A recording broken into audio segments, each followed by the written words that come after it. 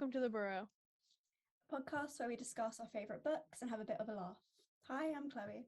And I'm Megan. I use any pronouns and I'm from Canada. I use she, her pronouns and I'm from the UK. So today we are excited to announce our guest, which is Francessca McMahon. I hope I said your last name right.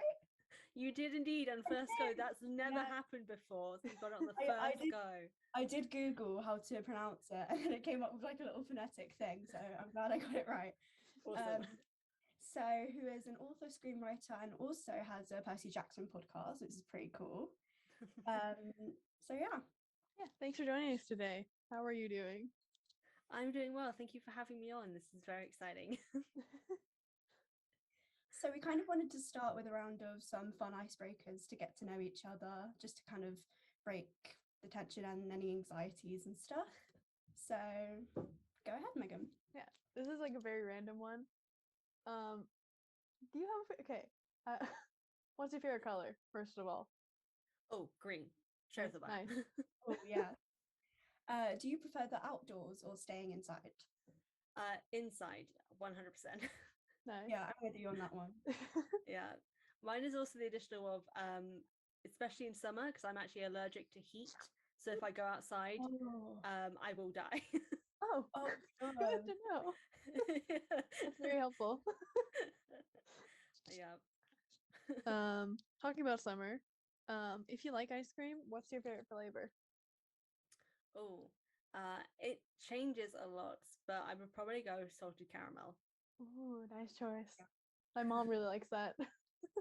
It's so flavoursome. You can't have too much though, which is sad, but it's very nice.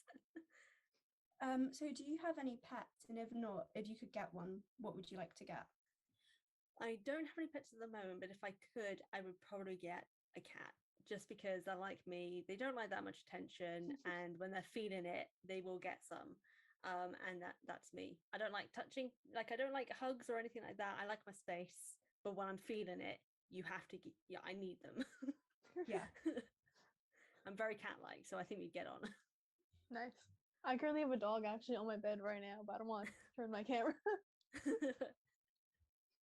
Hopefully he'll appear. Hopefully. Okay. Do you have any like most played songs in the moment that you're like obsessed with? Oh, that is a good question. Maybe I should check because I don't actually fully know. I think it may actually be Shout Out by Enhypen, who is a Korean boy band. It's a very nice song. I would recommend.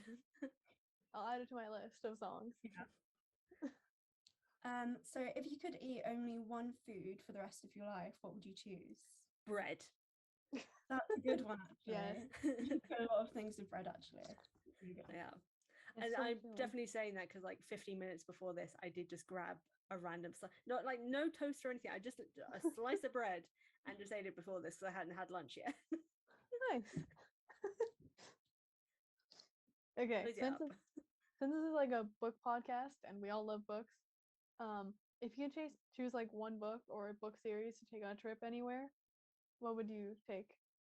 Oh, I can't betray my roots. Percy Jackson is what I take series wise.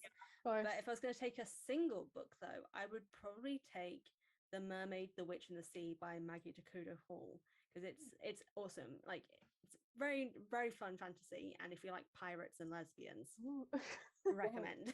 I like this too.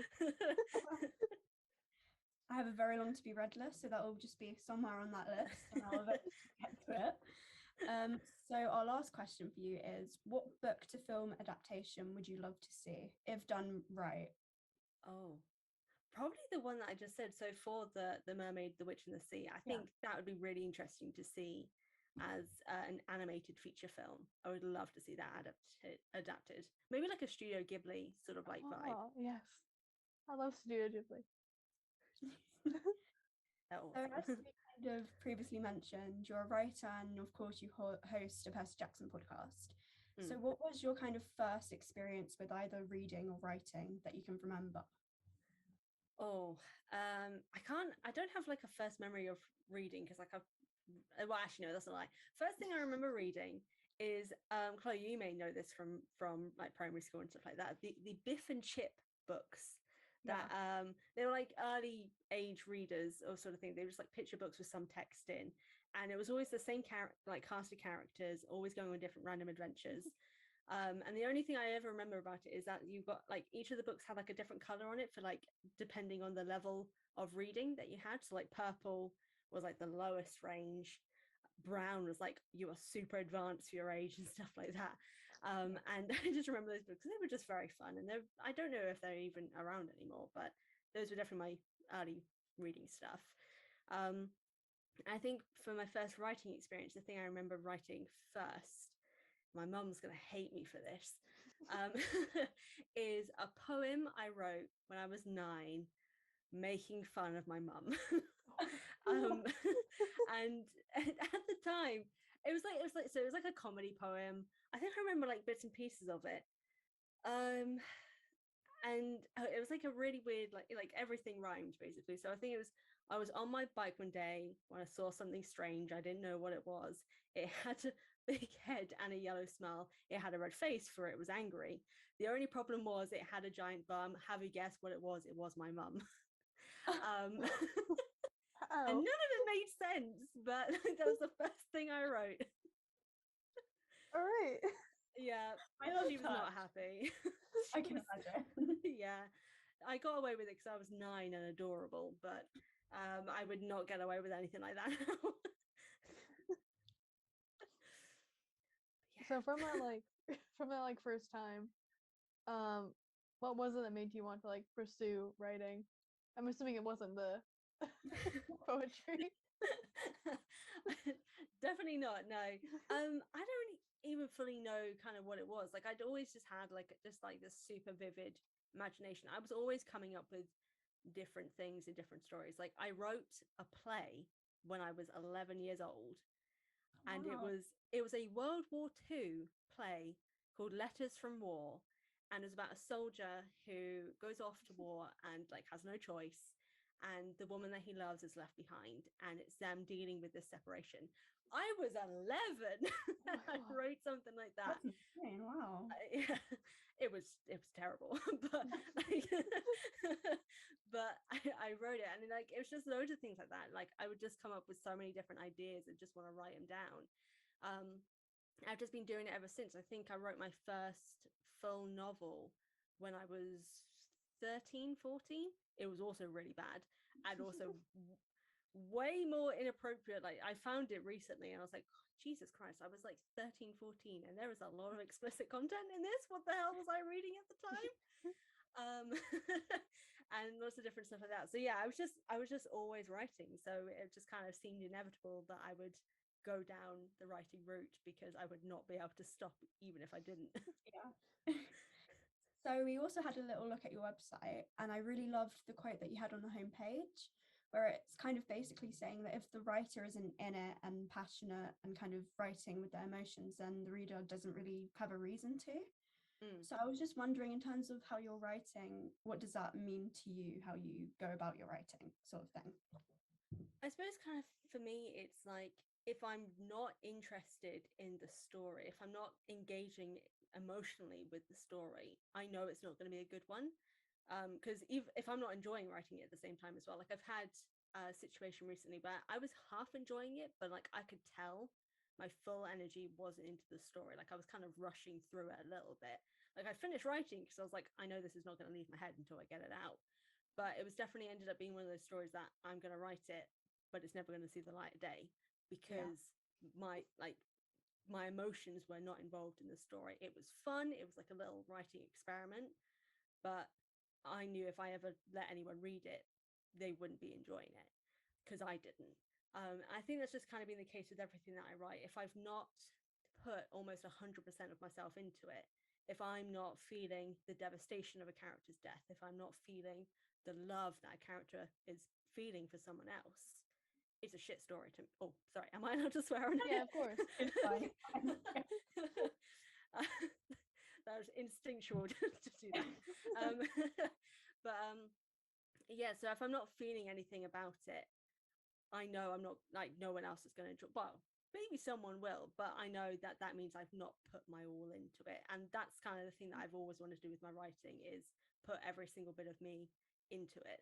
Even if like I'm reading it later and it doesn't even feel like I'm reading something of my own work, that also means that I've done a good job, because I'm able to engage with the narrative as a reader and still enjoy the story. So yeah, that's kind of what I was feeling by that quote. If it's not all about me, which sounds bad, if it's not all about me in the story, it's not a good story. That's understandable. So before we get into your newest book, can we talk to you about like your debut novel, The Tales of Cthulhu, I believe it is. Oh yes, Invictus, yeah. Britannia Beyond, in terms of how it came about and like the process of writing the short story. Yeah, no, of course. So the Tales of Cthulhu Invictus was a series of short stories within an anthology. So I only wrote one within it, but it was so fascinating to work on. So all of the stories thereabouts are kind of set in like ancient Roman sort of times, and specifically in Britannia. They could be set within the different periods of time of when Rome was kind of in control of Britain, basically. And my story, which will come as no surprise to anyone, has very queer themes within the tale. Many people will figure out, if it's written by me, it's going to be gay. It will be an insult to me if I don't put gay in it.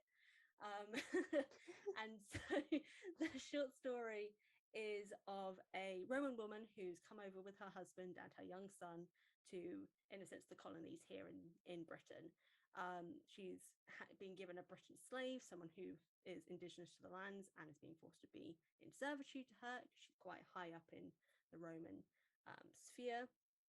And the story is basically full of like Cthulhu horror. So if people don't know what Cthulhu is related to, it is connected to, unfortunately, H.P. Lovecraft, the well-known racist Bostonian author. But thankfully, got nothing to do with him. We're just using the concept of like Cthulhu-based horror. So like, what's the actual term for it? There is a correct term, and I can't think of what it is. But it's basically just like monstrous beings and this gruesome horrorness that is inspired by Lovecraft, but we've got nothing to do with him because that guy sucks. And basically everything within these different stories, but focusing specifically on mine, have an element of horror that is connected to Britain in some way. So my monster, so to speak, within the story is a kelpie, which is connected to Irish Scottish mythology, which is a water horse that drowns people. So if you go into their water, you're dead, like automatically. Anything that enters their land, you're going to die. But the additional part is that they're kind of like sirens in a sense as well. So they're a mixture of different sort of beings. Of they'll kill you, but they'll also draw you in.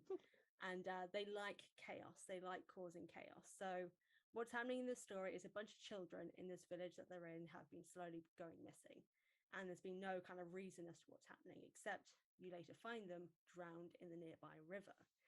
And the two characters who are the main ones in this story find out that the son of the Roman woman is having some strange dreams about a woman asking him to come to the lake, to the river. I just changed it entirely. And kind of the idea about it all just kind of came from a random like remembrance of different Celtic mythologies and Kelpies specifically. I don't really remember how I ever came up with the idea, but I'd always been interested in like Celtic and Roman mythology and that sort of time period. And it just kind of spiraled from there, and it ended up gay, it ended up horrific, just like lots of drama. And it ended up just being a lot of fun to write. And I was surprisingly really good at writing horror, which was a genre I'd never written before, until this short story. So it was interesting to kind of start writing in a genre I'd not considered prior to that. Nice. I rambled a lot. Okay. That's very good. I love how you made it gay somehow. Yeah. Oh yeah. I will find a way. Even if it makes no sense, I will find a way. We're definitely a supporter of that here, so yeah, very happy. Yes. If you couldn't tell, our last books were all oh yeah. in some way. Yeah. I got a feeling. Yeah. So your next project after this was you were a part of Terror of Octobernomicon, which kind of displayed writing from new authors about new kind of different types of monsters and stuff. So I was wondering if you could just describe the little story you wrote for that in a few words. Like if you had a sentence to kind of describe what that story was like. Be careful who you betray, because you never know how they may come back to hurt you. Wow.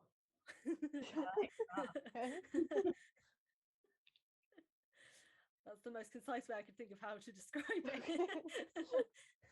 I like that. It's kind of like ominous. Like, oh, now I kind of read that actually. Yeah, it was a very fun project to work on. It's slightly different to the short story, because in this case it is a tabletop role-playing game. So you have one person who's basically leading this, and you have people investigating what's happening in this town and like the horror stuff that's happening there. And I got to play test it once, which was very, very fun. And I had to like lead the game and be like the narrator sort of person, and people do not want to do as they're told. I had someone trying to flirt with the monster at one point. Like, it's a thing you can do to try and get them to stop causing trouble. You could try to seduce them to stop, and it didn't work, but they tried. It was very funny. Okay, my next question is kind of similar to like what you just were talking about. Compared to your debut, are there any like similarities or differences you found in writing and drafting the processes of each one? Kind of, yeah. So I think in terms of the short story, the process was a lot more streamlined in comparison to the game, mainly because like how games are written are a little bit more complicated, because you've got to have the mechanics sorted out. There's a lot more detail in it. I think the game ended up being about 20 pages long or something like that, and the short story is less than that. I don't actually fully remember. And yeah, so the process is a lot more streamlined, because like I'm more used to writing fiction than I am writing games. So the revision processes were very different. So the short story, I think there were only 2 revisions, whereas for the game, I think there were about 4. Just because it was kind of getting to terms with figuring out how to make things make more sense whilst playing a game, so people knew how to do it, and then writing that well enough for me to understand what I was writing, but also for people reading it to understand how to play the game afterwards. So it was weird writing something from the perspective of someone who isn't writing it. I don't know if that makes any sense, but like you kind of have to pretend to be the person playing the game whilst you're writing it, which is so much more harder than I thought it was going to be. Yeah, I've like actually really wanted to get into D&D, but it's getting a group together, which is hard. Oh yeah. It's so hard to get people together. It's a lot more complicated than you think it would be. Yeah, I know. Yeah, because I know here at my university we have a game society, and there was like I think at least 40 people who signed up for it. So the head of the society is like, wow, I don't know how you're going to fit that many people into like a whole big D&D campaign, but it'd be a very interesting game for sure. Yeah. Hopefully I'll split them into small little groups. Yeah. But it would be interesting. Yeah. Imagine a 40 big D&D game. That would be mad. That'd be way too much. Yeah. So a my lot of storyline seducing of monsters. Oh yeah, absolutely. Like every single person would like, okay, there's gonna be at least 6 people seducing, at least 8 people deciding to punch anyone on sight. You know, it's gonna be chaos. Yeah, a bit too much. So with some of your work that I've kind of noticed is that some of it is mythology based, which I really love because I'm a big like mythology fan. So I was just wondering your thoughts on it, because I know you're a Percy Jackson fan, so obviously there must be a big part of you that kind of loves mythology. Oh, definitely. I've always been like a mythology nerd from like childhood, which is why I was always kind of like, I can't believe I didn't find Percy Jackson until I was like 19, 20. Like I found the series much later than when it'd been out. But I'd always loved that sort of stuff and kind of always been interested in different mythology. But more recently, so I'm working on a series at the moment with Bandolay Books, which is an indie publisher, for a Celtic mythology series. You possibly saw that on my website. It's called Eileen in the Otherworld. So it's Celtic mythology. So that's like Irish, Scottish, Welsh, Arthurian, a little bit of Cornwall, sort of like Celtic sort of mythology. So like it's a mixture of different stuff because the Celts were kind of all over, and though some things were slightly different. So Scottish mythology and folklore was slightly different to some things in Ireland. Like sometimes they had things that was just for them, but there's a lot of crossover in some areas too. And so kind of taking that mythology and modernizing it like in a Percy Jackson way for this series has just been, it's been a lot of fun just kind of coming up with my own versions of presenting different gods, different monsters and different folklore creatures, and kind of being inspired slightly from the Percy Jackson vibe of like having a sarcastic character or having someone who has anger issues and stuff like that. And so it's been a lot of fun kind of exploring a new-ish mythology to me, but I have like a lot of different other projects that have mythology based elements where like in one that I'm going to start writing next year, which is a pirate adventure fantasy. What is she called? The magic goddess, or one of the magic users in Greek mythology, Circe, is going to be featured within that book, and she's a big catalyst for something that happens within that story. I like to kind of like input it in different places, just because I can. Okay. Now that we got like a little insight into your previous work, we want to talk about your newest novel, Home to the Wild, which wasn't released like too long ago, and I believe it has Tarzan, like a Tarzan feel to it. It does, yes. Yeah. So that, I think it was about probably about a month ago, or just over a month ago now, that came out, and it's the first in a series. So it's going to be 3 novels and 4 short stories for this series. And basically like there's going to be a story related to the series released every 6 months. So there's a short story coming out in February of next year. The next novel is August of next year. And so basically every February and every August there's going to be a story related to the series out for the next 2 years. Oh, cool. And so it's a Call to the Wild meets Tarzan, but with lesbians. Seeing the theme here. Nice. And it's been amazing. Actually, I don't know if you guys are going to be showing clips of it, but I've got my book here. I love that cover. I saw it on your Instagram and it's so beautiful. That is the work of Arthur Bowling III, and he is amazing. So he's doing the covers for all of the novels, which is very cool, and like he's awesome. So the story follows a young girl who was raised by wolves, the Tarzan theme, who is struggling with like her identity and understanding that she doesn't fully fit in with the world of her family, even though this is all she knows. Lots of problems arise because it's a human in a forest with wild animals, and things are going to go bad here and there. And a big catalyst is the character Little One is her name, realizing that she may have to make a choice as to whether or not it's safer for her to be with her family, or if it's safer for them for her to leave. And that's like a huge theme within the story. And identity is a big theme throughout the whole series as well. It's been a thing that I've been thinking about for years. I think I first came up with this story idea back when I was 17. I love telling this story because it's so chaotic. So I had scoliosis when I was younger. So I had scoliosis spinal surgery when I was 17. And in the week that followed after having the surgery, I was high as a kite on morphine and had a dream that I was raised by wolves. And it just spiraled from there, this wacky idea of a girl raised by wolves and what that would look like and what that would mean. And it was just a lot of fun. And it came from morphine, so thank you, morphine. Actually, that kind of answers my next question, which was what prompted you to write it, but I think we've got all the answers for that. Yeah. So how long roughly would you say it kind of took to write that book, kind of along with the drafts that you have to do for it? I think for the first book in particular, because I'd started writing it annoyingly the month before the pandemic fully hit here in the UK. And like it was doing so well, like I was getting my word count in, it was going brilliant. Pandemic hits, depression hits, things slow down vastly.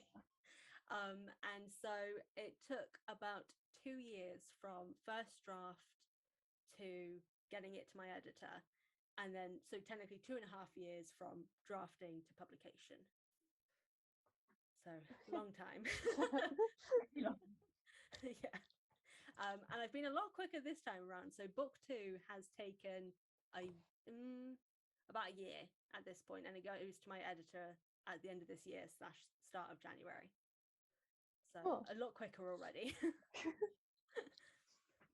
You answered a lot of my questions already. So are there any like characters or aspects of the story that are based on like your real life experiences, or are they all just like random stories I'd be you thought of? impressed if I did have any that were connected to Girl Raised by Wolves. Can't actually know. Ironically enough, there is one that I'm just thinking about now that I didn't even really think about when I was writing it at the time. And I can't really mention it because of spoilers. But damn. Let's just say there's a thing related to teeth that is really horrible, that is tied to the fact that I had a horrible dentist as a child. Okay. Really obscure. Hopefully people will know what scene it is when they get to it. A little dentistry I'll tell you guys off trauma. camera. So did anything in particular inspire you whilst writing this? Like anything that was happening to you whilst you were writing it? I don't think there was anything in particular that was kind of inspiring me. I guess actually some elements were, so I was in like the height of my depression when I was writing this, and there are lots of moments of, in the case of Little One, like during her identity crisis, of her kind of almost like wallowing in despair in some cases, but trying to push through as best she could. And I used that a lot. So originally in the original draft, she was just depressed all the time. Like there was no pushing through it. And a lot of the comments I got from my early readers were just kind of like, I don't like Little One. She's too sad all the time. And I was like, that's where the depression leaked in. So revising it, I made her a little bit more confident and pushing through it. And I was definitely in a better headspace mental health wise as well, which definitely helped a little bit more of not just being sad all the time when writing. So I think that's just kind of the only few elements that kind of leaked into the story and influenced some elements. Definitely seems that my mental health space influences a lot of the direction of how characters are feeling in some ways, especially main characters. Makes sense since yeah.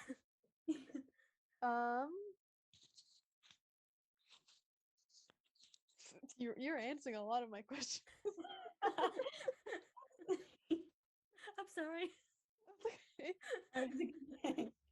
So when do you hope to have like your whole thing of the newest book like published or released, if you have like a kind of I have a timeline for it. So the next short story is out on the 22nd of February 2023. The sequel book will be out 26th of August 2023. The short story following after that will be the 21st of February 2024, and the finale novel will be out, I think it's 27th of August 2024, and then a finale epilogue short novella sort of thing will be out December 8th, 2024. You're really busy then for the next few years, aren't you? Yes, very busy. Actually, not really that long. It's like 2 years-ish. Yeah, about 2 years. So a novel a year, basically. Okay, that's not bad. It's not too bad, no. And I do have a few other novels alongside that. So I've got my Celtic mythology novel, March 20th next year, and then the sequel, March 20th, the year after that, in 2024. Oh God. Yeah. Yeah. You can do it. I can do it. Yeah. Yeah. So we also wanted to just generally kind of talk about writing, kind of aside from the books, but how you write, sort of thing. So we first wanted to ask, who would you say your favorite authors, writers that you like kind of read a lot and who might inspire the way that you write? Oh, that's interesting. So I definitely read like Rick Riordan a lot because obviously podcast. I think his writing style influenced a lot for my Celtic mythology based story, just because it's young adult, it's mythology based, it's modern day contemporary sort of fantasy sort of stuff. But I don't think he's influenced anything else of mine. I can't actually think of anything. There's definitely going to be a writing style that I like emanate. Oh, that's not the word. I can't think of what it is. Dyslexic brain. But emulate, that's the word. Well, I was close. But there's definitely going to be someone, but probably more just sort of like the flowery language is like a theme that I probably get a lot from, specifically probably fantasy authors, because I feel a lot of fantasy authors definitely like the flowery, overly descriptive sort of language. Because I know, especially with like Home to the Wild and stuff, I use a lot of, especially mainly specifically the first book. I don't think I do it as much in the second because there's like a time jump. There's a lot of I wouldn't say like old-timey language, but it definitely feels like the sort of book you would have read from fantasy authors in like the 80s and 90s, where things were very like almost serious sounding as you were reading things. Hopefully it's still interesting to read. But I guess maybe actually I can think maybe Ursula Le Guin sort of style is the sort of thing that I kind of emulate to a degree. I've not read a lot of her work before like writing, but kind of since reading a lot more of her stuff, I could probably see similarities in prose style. Oh, cool. Like how we kind of talked about this before, but how long have you wanted to be a writer? Like, is it like always or just suddenly? Probably in a sense always. Like when I knew that I could go into writing, that's probably how long. So probably at least since like late childhood of like pre 10 years old sort of thing. Yeah. Because I couldn't shut up. What would you say, like overall when you're writing, are the main challenges you face, and then how you've kind of gone about overcoming them? I guess kind of like the main challenges I face is sometimes just the actual productivity of writing. Sometimes if I'm not like in the best headspace, or if I'm really struggling to kind of get some inspiration, it can take me a while to write something. There have been times where like I'll bosh something out like really fast. Like I think the quickest I've been able to write a novel was 2 weeks. And that was a 50,000 word novel in 2 weeks. And I then crashed and burned really hard afterwards. But that was my own fault. But yeah, I think it's just sometimes like kind of getting into the inspiration sort of mode of things. And I've not really found a way to kind of cope with that yet. Sometimes it just means that I need to kind of take a step back, or need to maybe work on something else to kind of get back into the rhythm of things. But the best way I've found of like being able to kind of keep up the rhythm of writing is having like everything sort of plotted out basically. So I'm very much like a big plotter. I will lay out almost word for word what the narrative is going to be, how things are going to go, what different acts are going to cover, the different story beats, all that sort of stuff. And it helps me write a lot faster. And that's been very beneficial to have for me to be able to kind of get that first vomit draft, as it's called, written, to then get to my early readers, because the first draft, as everyone says, is shit, and that is the way it's meant to be.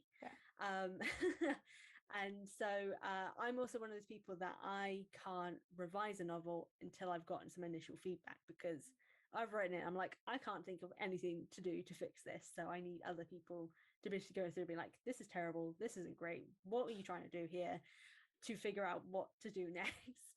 And so kind of working through these processes of getting that first draft done through using a narrative and getting early readers in to offer insight has definitely sped up the process a lot, because that was what I struggled with when I was first writing Home to the Wild. I'd kind of planned the novel out well enough, but probably not in enough detail that I should have. And then I tried to revise it just by myself first, which like some people can do. I cannot remotely figure out what I need to do until I've had some feedback.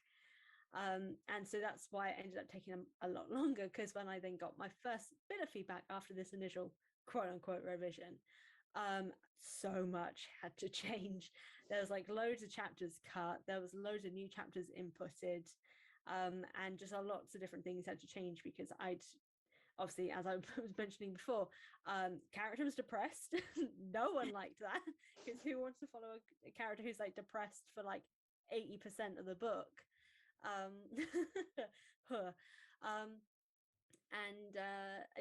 I didn't really know what to do with it, so I've kind of definitely improved the processes a lot of lay out what I want to write, get someone else in to look at it after I've written it, and then just kind of go from there. Okay. So, like, what do you enjoy most about like creating your stories and then writing them out for other people to read? I suppose just kind of getting this idea that I've had for ages out on the page. I think that's the thing that I just love the most about it, is just writing it. Because it's a lot of fun just kind of coming up with these different worlds and different scenarios of things. Like I'm definitely the sort of like mostly write fantasy, so like I don't think I could ever write a straight romance. I did earlier this year, and that was the one that I got kind of bored with and didn't really like by the end. So I wrote a different kind of romance, but it was a spy romance, so it was slightly different, and it worked a lot better. So I think that's just the thing, that like if I'm writing something that is engaging to me, I'm just enjoying working on it. And then it's not even the part, like it's weird to know that there are people out in the world reading my book right now, but at the same time I don't really think about that, because more often than not, what I'm writing is more for me than it is for anyone else. It's nice that other people are reading it and liking it, hopefully, but it's definitely more if I like it, if I've enjoyed the story. That's kind of the most important thing. I don't know if that's like the best method for like someone who's publishing books to be like, no, only I must like it, for it to mean anything. But that's definitely kind of how I go about things, because that's how I get the motivation to write. If I'm liking what I'm doing, then it just flows. Okay. I feel like that's good, because if you're writing for someone else, then I just don't think it will work as much as if you're like, this is what I want to write, and then it turns out, I feel like a lot better than if you were like kind of targeting it to someone else specifically. So recently I found this really cool website that gives you a few writing prompts a week, which has kind of like helped me get back into writing. So I was wondering if you find prompts to be helpful, or if you generate ideas just on a day-to-day kind of what's kind of around you sort of thing. I've definitely used prompts in the past. Ironically, the most recent time I used a prompt, it's going to sound weird, was when I was at my autism assessment. Because it's one of the things that they have you do when you're undergoing the assessment. They lay out, I think it was 8 items. You choose 4 of them, and you have to produce a story about those 4 different items. And I chose a sponge, a race car, those little umbrella stick things that you put in drinks, a lollipop stick, and there was something else, but I don't remember what it was. And the story I created from that Oh, glasses. That was it. The story I created from it was a race car that could no longer be a race car because it needed glasses. And cars can't have glasses because they're meant to be racing, and glasses aren't useful for cars. So the car got sent away, and he's now on an island in retirement. But he doesn't like being there anymore. So he throws his glasses away and he wants to escape. A surfboard comes past, which is the lollipop stick. But because he's thrown his glasses away, he can't see it. So he's now stuck on that island forever. And that was the story I told with those items. Nice. I like that. Yeah. It was a very interesting story, and I've become obsessed with it now since, because I now want to turn it into like a children's picture book. I think that'd look really cool, actually. But that was the last time I used a prompt for my autism assessment, which I did well in, because I have Good autism. job. I passed. Yeah. Well done. But I've used a few things here and then. Like, I think the last time prior to that was probably at university, because I did creative writing at uni. And like a few times that would be like how some classes start. They give you a prompt and you've got to write like 1,000 word, Jesus, 1,000 word story based on that prompt. But usually I kind of come up with things on the spot. Sometimes it comes from, like, if I've listened to a song and I'm hearing a story within the song, that kind of inspires it. I think the one that I remember the most recently that I got inspired by was a song by Will J and Sam Creighton's, which is called oh god, what's it called? I've just forgotten entirely what it's called. Hold on, it's on my playlist.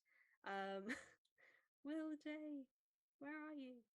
I think it's I Would Rather Die Than Live Forever. Is that it? It's definitely it. Yeah, I Would Rather Die Than Live Forever.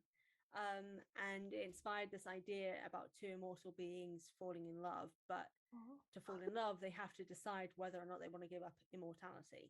And immortality is like so ingrained in society that, you know, it's a lot harder to give up than you would realize. And it just kind of inspired an idea from that. Okay. So it's like things around me are usually kind of like the prompts that I have, but yeah, I think prompts are definitely useful for kind of like, especially like writing exercises, kind of come up with fun little things to kind of get into the rhythm of writing. Okay, so like I've always kind of wanted to be a writer. I don't have the patience for it though. Do you have any ways that like helped you figure out like what you want to write in like the way that you want? If that makes sense. Yeah, no, that definitely makes sense. I think for me, it's like the narrative outlining is definitely the thing that helps the most. So coming up with that basic idea and then laying out like how I want that story to go definitely helps kind of get you into the mindset of what you want in the story, where you want the direction to go, that actually then get you into the motivation to write that story, because you've got it all laid out. You know what you want to do. You're not going to get stuck as easily because it's planned out. Like that's definitely helped a lot with my motivation in general for writing, because I know I'm not going to struggle because I know what I need to write next. There are a few cases where like I've not put as much detail in, so sometimes I have to come up with stuff on the spot, or I've gotten into the rhythm of writing and I've created something entirely new that wasn't originally part of the narrative outline but still works. So yeah, definitely narrative outlines I think is kind of like the best thing that some people can do. It doesn't always work for everyone. Sometimes there are people who are like, I think it's called discovery writers, where they just have an idea and just write and see what happens. I could not do that. Just the idea of that gives me like secondhand stress.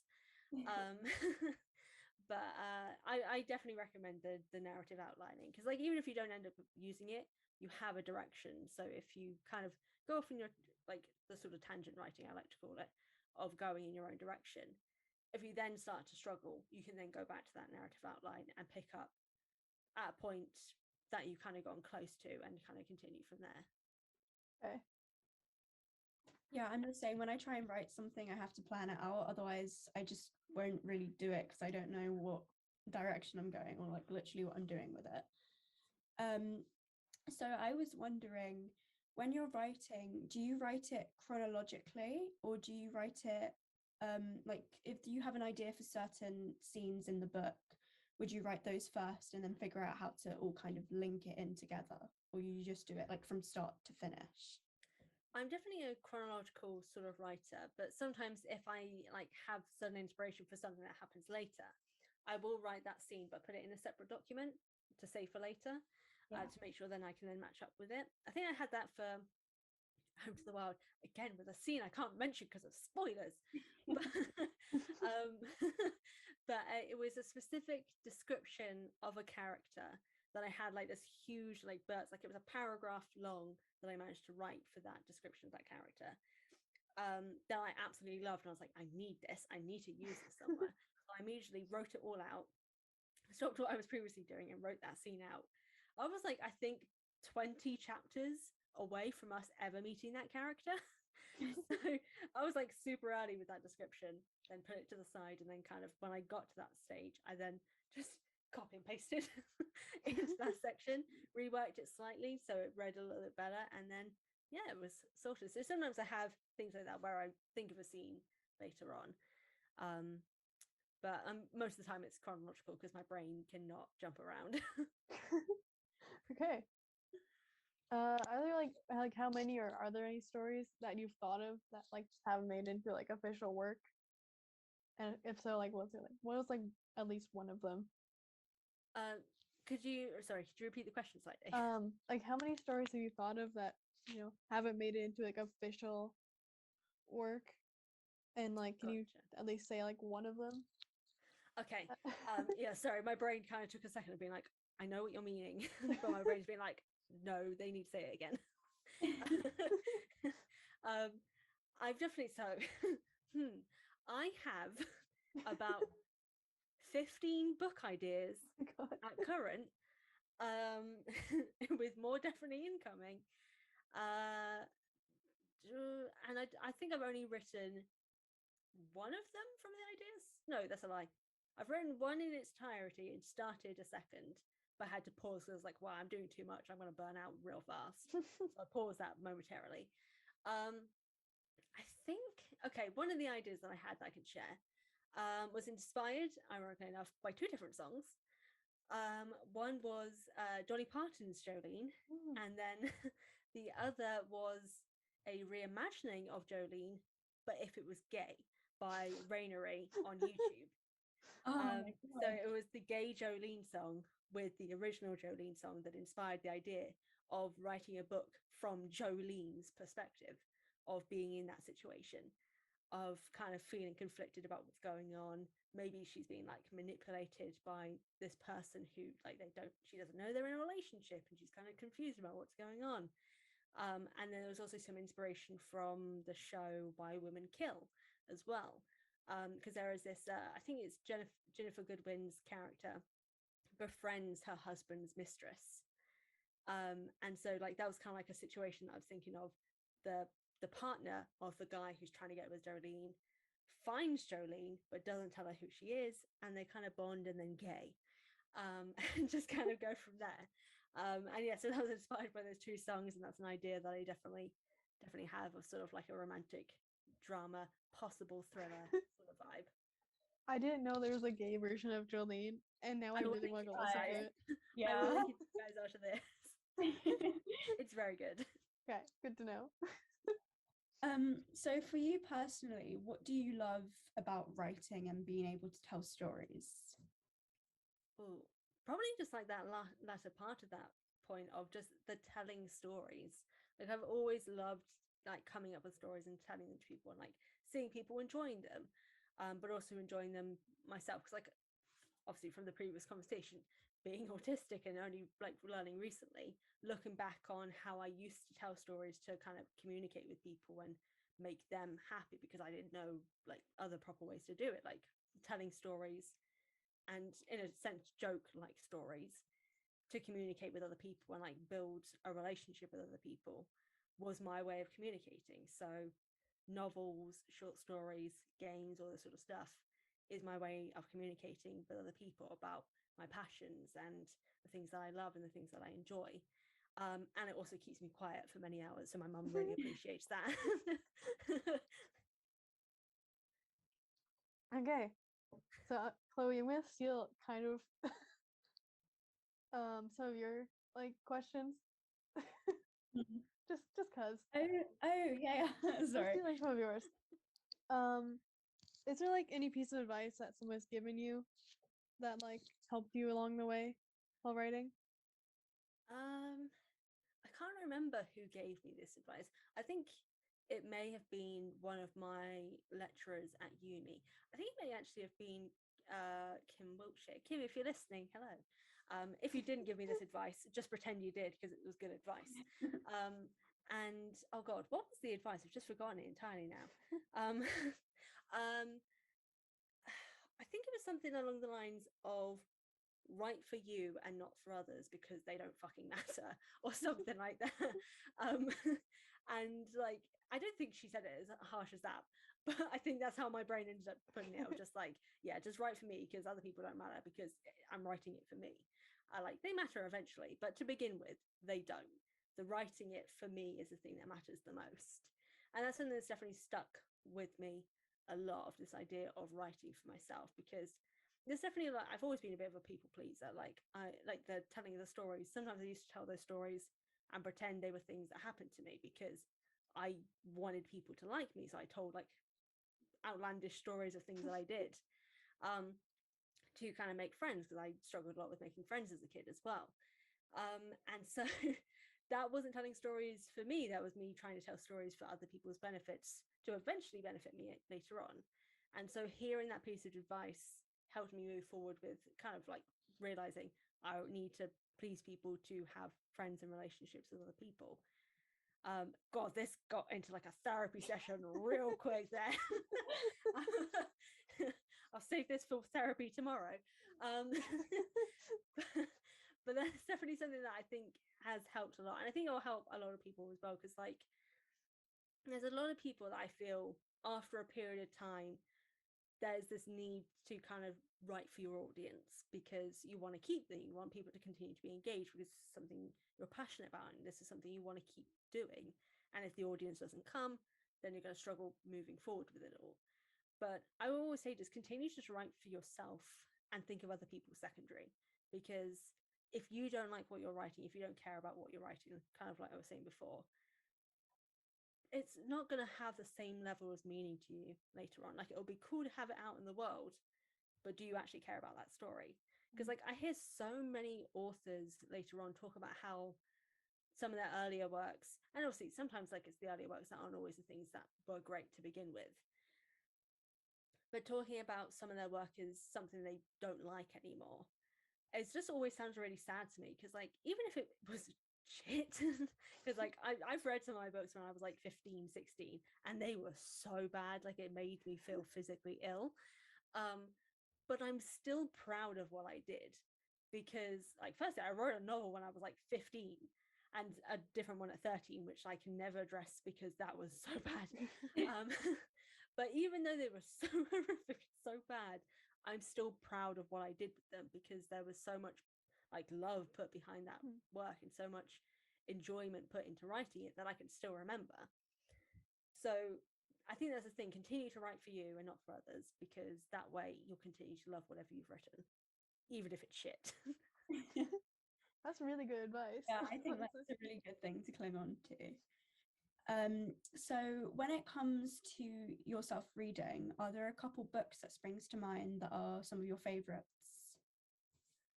Oh, just look at my shelf. I think, so I think I mentioned earlier the Mermaid, the Witch, and the Sea. That's definitely like a favorite of mine. Like, I've read that a lot more than like, I don't usually reread things a lot, but that one I've been rereading quite a few times. But what else? I don't know if there's anything, like, I do have like favorites, but they do change over time as well. I don't know if this is, well, it is technically a favorite, but it's also a shout out to a friend of mine who's also an author. I've really been enjoying diving again into Antoine Bandelay's TJ Young and the Orishas series, which is West African Nigerian mythology series. which my Celtic mythology book is going to be connected to the universe of. Just because the way in which he builds friendships in his books is something I just really, really love. And just the magic of it all. Like, it is like a bit of Percy Jackson meets Harry Potter, but with this West African Nigerian mythology, and also not the problematic elements of Harry Potter. So, which is great. And so I've just been like, the second book came out 3 or 4 months ago now. Came out in June. I don't know, time's weird. And yeah, I've just been continuing to enjoy reading it, just because like just seeing him improving as a writer, but also seeing the characters improve, and like struggles and the friendship groups and struggles of being like a preteen and teenager and stuff like that is just, there's a lot of fun to read. Okay, and is there any like of your favorite books that you would suggest us to read? Definitely the TJ Young and the Eurisha series. Just I suggest that to everyone, because it's just such a fun series. And the Mermaid, the Witch and the Sea that I mentioned to you guys as well. I possibly also recommend the Gumiho series by Kat Cho. So there's 2 books in that. They are connected, but you can kind of technically read them a little bit as solo books as well. Like the second book, you don't have to have read the first book to enjoy the second book. There's some references, but like it doesn't really kind of take away from the story, or cause problems with readability. But that is a modern day Korean mythology story with a Gumiho, which is a fox spirit that drains the soul out of specifically mortal men. And yes. And the specific element for this story is the 17-year-old character. I've currently forgotten her name. She specifically goes after bad men, so like people who've attacked women, people who've attacked other people, or like hurt their family members and stuff like that. She'll hunt them down and kill them by sucking out their soul. And I'm like, I love that for her. And it was a really fun set of stories. And I would definitely recommend it if you like this sort of fantasy mythology elements in teen form. Yeah, I'm definitely wanting to read more mythology, because I do read a lot of fantasy, but then the 2 together I feel like would be really interesting to read more of. Oh yeah.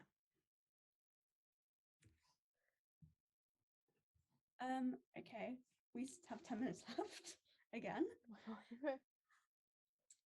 So to kind of end this conversation, we wanted to play a little mini game to do with books, of course, because we're a book podcast, which is called Guess the Book Quote. So we're going to read out a few book quotes from a few different books, and we'd like to see if you can figure out where they're from.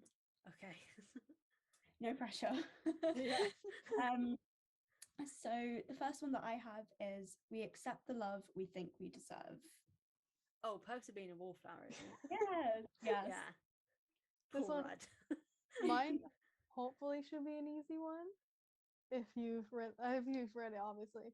I'd like to think we would find each other in any universe.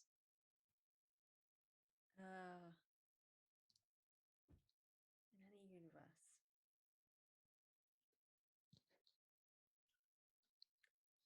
I'm blanking. Hint, it is a British comic. Oh, is it Heartstopper? It is Heartstopper. Yeah. It was the other universe that kind of like threw me. I was like, okay, yeah. sounds like a fantasy. So my next one is, everyone finds life an utter nightmare sometimes, and there's no normal way of dealing with it. It feels like something that John Green would write. Is it John Green? No, I don't think it's a really well-known book. Oh yeah, okay, no, I'm gonna pass straight away. I don't think I'll get it. So the book is called Am I Normal Yet? And it's kind of like a mental health friendship sort of trilogy, which I read like quite a while ago, but it's still really good. I'll have to add it to my list. Okay. The next one is, there's always beauty if you know where to look. There's always... I'm really bad at this game. That's okay. No. So no. Okay, it's from More Than This by Patrick Ness. I don't even know that one, to be honest. I know the author, but I don't think I've read that. I like Patrick Ness. His books are really good. He did that kind of, I don't know how to explain. It was like a tree kind of one. Like a nightmare tree. Is that the Lock and Key? No. No. It was like this kid who had like nightmares, I guess. And then became friends with a big tree. Oh, I think is it A Monster Comes to Call? Yeah, that one. Yeah. I think I've read that one. So it's really good. Yeah. That's going further down my to be read list, and I'll eventually get to it. So the next one is, I think everyone's a bit bored with boy-girl romances anyway. Okay, so it's gay.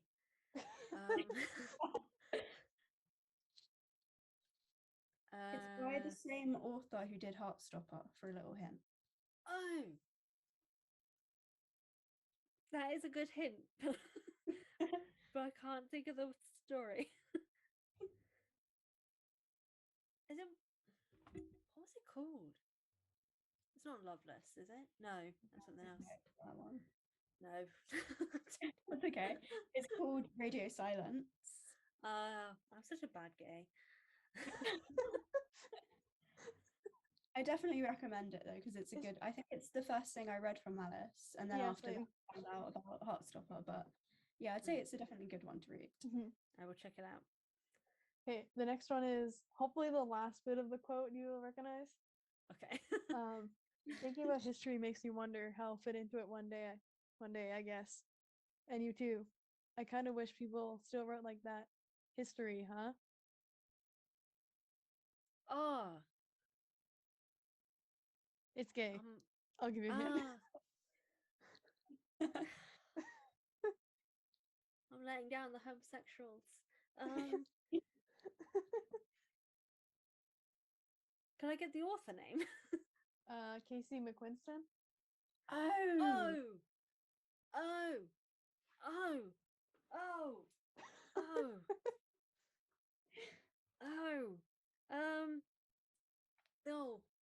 It's either the lesbians or the gays. I've forgotten both books. I'm gonna go with. It's probably gonna be the Red, White, and Blue one. Yeah. Okay. Yeah. Cool. I love how a lot of our hints are that it's gay. Yeah, that does somewhat help. Yeah. So that's kind of the end of our book quotes. And to be honest, you did a lot better than the last person we had when we did interviews. No shade to Rob. Doing a little bit better there. So thank you so much for coming on today. We had a really great time talking to you about all things books and writing. So thank you for coming on. Thank you for having me. This is a lot of fun. Yeah, and we really can't wait to see like what's next for you and to read all your books. Once our list, thanks. Yeah. Yes, it seems that your to be read lists are quite long, so I'm good to wait. I've also started a book club society at my uni of my friends, so I might see about maybe checking your books out with them, see if any of them are into fantasy. We can do that. Yes, please. And I'll definitely let you know when we start reading them. Yeah. Awesome. Thanks. So do you want to we can link your Instagram in our bio and in our posts when we talk about this episode, to get more people to check out your stuff. And then of course don't forget to follow us on our Instagram, TikTok and Twitter.